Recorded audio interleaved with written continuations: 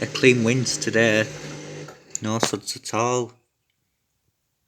I've just got bedding in today. Very clean.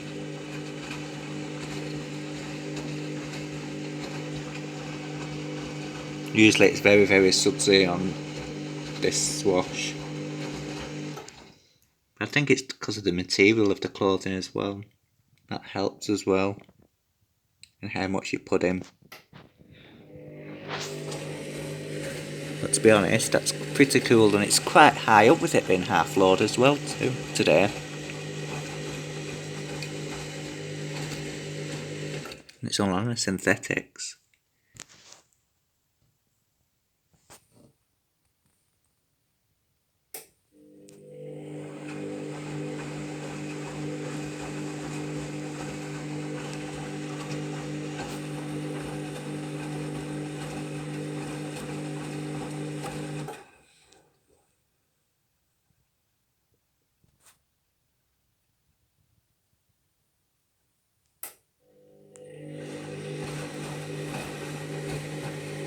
I did put it on the intenser wash today because if it does, I knew it was going to sense a half load, and it would cut its time in half as well, which I don't want because if I put it on a shorter wash, it'll only have about 35 minutes.